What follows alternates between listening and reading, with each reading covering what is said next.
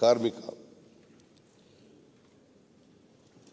ಬಡಗಿ ಬೇಸಾಯಿ ಕರ್ಮಿಗರೇನು ಯೋಗಿಗಳೋ, ಮುಡುಪವರ ಮನಸ್ಸೆಲ್ಲ ಕೈಯ ದುಡಿತಕ್ಕೆ, ಬಿಡುವಿರದು ಬಣಗು ಚಿಂತೆಗೆ, ಬುತ್ತಿ ಹಂಗಿರದು ಕಡಿದಿಲ್ಲ ವರ್ಗೆ ಬಾಳ್ ಮಂಕುತಿಮ್ಮ ಡಿವಿಜಿ.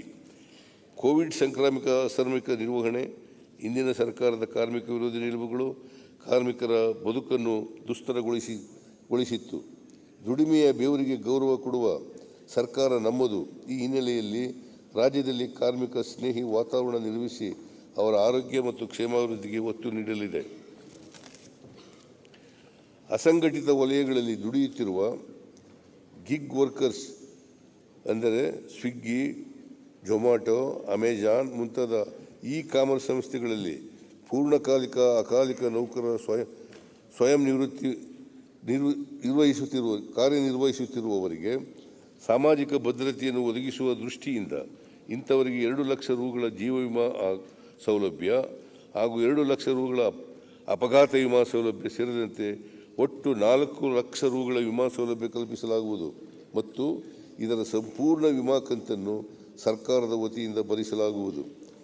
ಕರ್ನಾಟಕ ಕಟ್ಟಡ ಮತ್ತು ಇತರೆ ನಿರ್ಮಾಣ ಕಾರ್ಮಿಕರ ಕಲ್ಯಾಣ ಮಂಡಳಿಯ ವತಿಯಿಂದ ನೋಂದಾಯಿತ ಫಲಾನುಭವಿಗಳು ಮತ್ತು ಅವಲಂಬಿತರಿಗೆ ಸಹಾಯಧನ ಹಾಗೂ ಸೌಲಭ್ಯಗಳನ್ನು ವಿತರಿಸಲಾಗುವುದು. ಇದುವರೆಗೂ ನೋಂದಣಿಯಾಗದೇ ಇರುವ ಕಟ್ಟಡ ಮತ್ತು ಇತರ ನಿರ್ಮಾಣ ಕಾರ್ಮಿಕರನ್ನು ನೋಂದಾಯಿಸಲು ಕ್ರಮ ವಹಿಸಲಾಗುವುದು.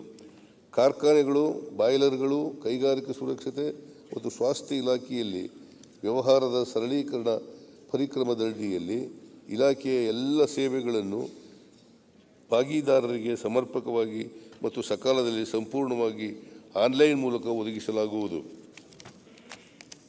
6 ಕಾರ್ಮಿಕ ರಾಜ್ಯ ವಿಮಾ ಆಸ್ಪತ್ರೆಗಳಲ್ಲಿ ಒಟ್ಟು 35 ಬೆಡ್ಗಳ ಸಾಮರ್ಥ್ಯದ ICU, MICUಗಳನ್ನು 13 ಕೋಟಿ ರು ವೆಚ್ಚದಲ್ಲಿ 6 ಆಸ್ಪತ್ರೆಗಳಲ್ಲಿ,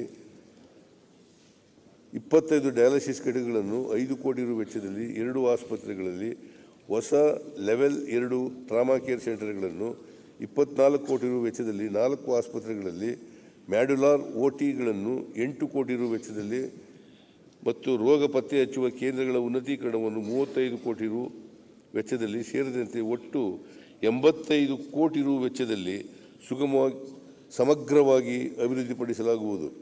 ರಾಜ್ಯದಲ್ಲಿನ ಎಲ್ಲ ಕಾರ್ಮಿಕ ಮತ್ತು ವಿಮಾ ಆಸ್ಪತ್ರೆಗಳಲ್ಲಿ ಆಯುರ್ವೇದ, ಹೋಮಿಯೋಪತಿ ಮತ್ತು ಯೋಗ ಕೇಂದ್ರಗಳು ಒಳಗೊಂಡ ಆಯುಷ್ ವಿಭಾಗವನ್ನು 3 ಕೋಟಿ ರು ವೆಚ್ಚದಲ್ಲಿ ಸ್ಥಾಪಿಸಲು ಉದ್ದೇಶಿಸಿದೆ.